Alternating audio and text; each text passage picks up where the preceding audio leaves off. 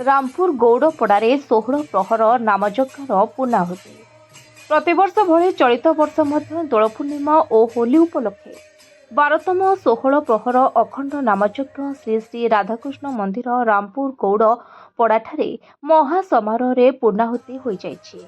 कर्ता भावे अमर सिंह पोड़ और तांको धर्मपत्नी श्रीमती लोचना पोड़, राधाकृष्ण मंदिर परिचालना कमिटी सभापति भगवान भोई, उपसभापति देवेंद्र पोड़, संपादक तथा नायब सरपंच प्रशांत महाराणा, पूजा विभाग मुक्त शिवराम साहू, भागवत घिवेला, प्रहर संचालन मुक्त प्रकाश चंद्र साहू, सुंदर सिंह पोड़, नागेश्वर पोड़, द्वितीय भोई एवं मुख्य पूजक त्रिलोचन दास दायित्व निर्वाह करथिबा बेले उद्धव पंडा, सोमनाथ दास सहयोग करथिले।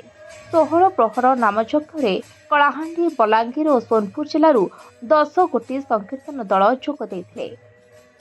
तेबे 2 तारिख सकाळ 8:25 पूर्णाहुति यज्ञ आरंभ होइता। श्री जगन्नाथ मंदिर पूजक अशोक त्रिपाठी, समाजसेवी प्रकाश चंद्र साहू, सागर पोड़, गोकुल भोई, कीर्तन घिवेला, कृष्णचंद्र साहू, राम सिंह पोड़, शिव नाहक, प्रसन्न सामंतरा समेत मंदिर कमिटीर सदस्य प्रमुख सहयोग करथिले।